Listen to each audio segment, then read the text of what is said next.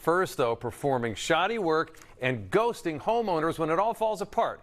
That's how customers describe the smooth-talking contractor named Jason. Our NBC Connecticut Responds team found his operation is similar to a fraud group spanning the entire country.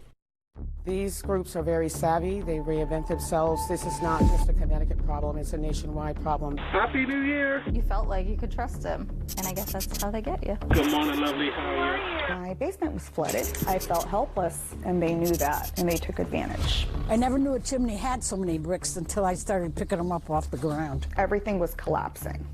We couldn't get a hold of him. Here he comes, here he comes. He's out there taking advantage of homeowners. If he strikes it lucky and scores a job, people aren't going to know until after the fact. They did more damage than good.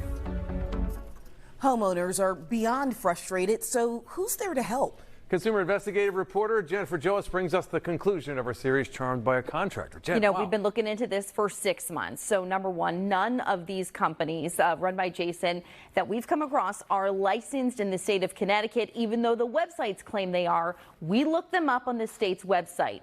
Once someone complains, the homeowners say the companies go dark, email and phones get disconnected, and the websites go offline. And when police came across Jason in Millbury, Massachusetts, they wrote in a police report that he may be connected to transnational Irish immigrants who have been accused of scamming homeowners in the area. But at this time, he has not been charged with a crime or connected to an organized criminal group. He continues to operate, and the homeowners we spoke with say they want justice.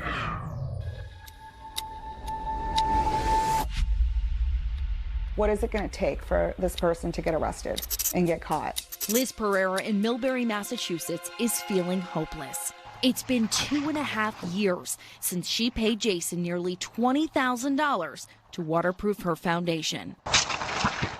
The next day, when she said her basement flooded, she involved police. The assistant district attorney in Millbury chose not to move forward with criminal charges and said to take it up in civil court. We contacted the district attorney's office repeatedly to ask why, but never got a response. Then in the fall of 2024, a Burlington homeowner tried to do just that, take it up in civil court by suing Jason for the work he did. Court documents show the complaint was for a chimney repair job that the homeowner wrote was subpar.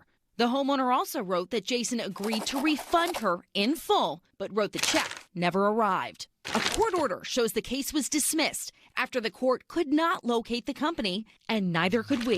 We traveled to all 5 addresses of the companies Jason represented and found none of them were there. No. That Burlington homeowner also reached out to the Department of Consumer Protection for help. How often does DCP go after contractors for operating without a license? Every day. That's what we do. We're here to prevent this work being done by unregistered contractors in the marketplace. DCP's Director of Investigations, Pamela Brown, went on to say the agency issued 35 arrest warrants last year for unregistered contractors and 80 the year before. In Burlington, what ended up happening with that case? The contractor was unregistered. He'd had a fictitious address. And unfortunately, in that case, the consumer was unable to make a positive identification of the individual. Courts are requiring that we produce a positive photo array in order to push that case through for criminal violations. Are you confident that the photos you showed her included the contractor she dealt with? He was included in the photo array. But after our interview, we called that Burlington homeowner, and she says she was never shown a photo array, never shown even one picture of a person. In fact, she has an email from DCP saying they couldn't identify him. That's what actually happened. DCP is now saying their investigator relayed bad information to Director Brown prior to our interview and confused it with an unrelated case. DCP says they went out to Master Build's address only to find it wasn't there. They called the business and spoke with someone over the phone. They also researched carrier information for the number, but it was not traceable. This was all happening in early 2025. You're saying your department goes after these contractors, but you were flagged to him, and yet he's still out there operating. The consumer was unable to provide us with sufficient information to get that case through court. So the takeaway here is definitely to do your due diligence. It does sound like you're blaming the homeowner for this, even though you know it's a fake address, it's a fake company.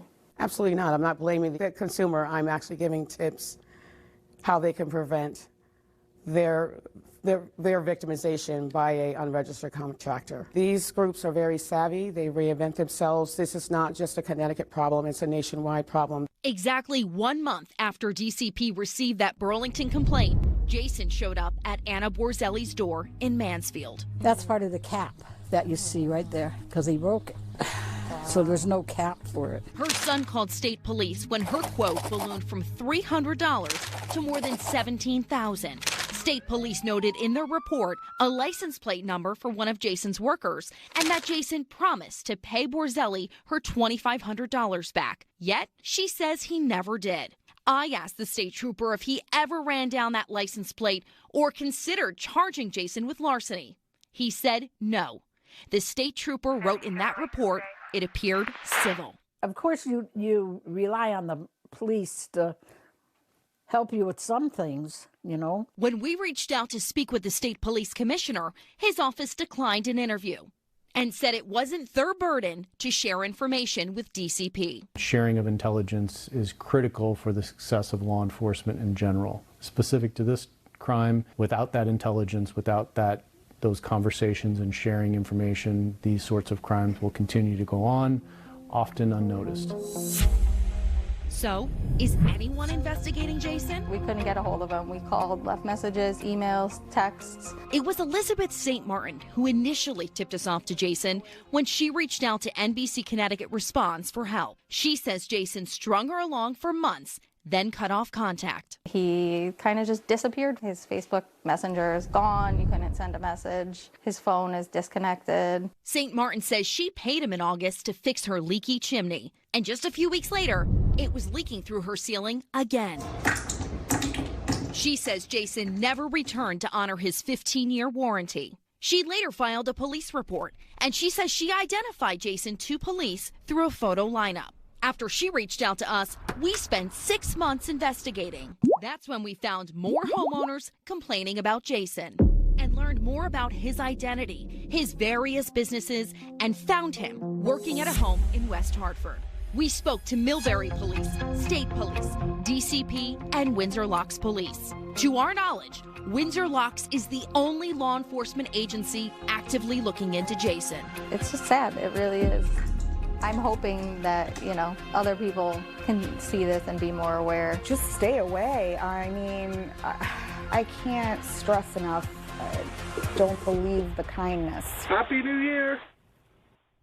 And at this point, Jason has not returned our calls and our emails. We, of course, have reached out and offered him an interview at this point. He's not returning anybody's calls. Results of a 6-month investigation. Jen, when you watch this as a homeowner, it is infuriating because you think people are out cold, hard cash that they've worked very hard for. Right. Yeah. What can you do to protect yourself as a homeowner? Well, you've seen in this situation, so many departments view this as civil. So you really need to arm yourself with information to be able to sue someone if it comes to that. So this is what you can do. First, you want to make sure they are licensed with the state. You can do that online through that website right on your screen. Second, get as much information about this person that you're allowing to work on your property. Take a picture of their driver's license, their license plate, check out their physical office address, make sure it exists.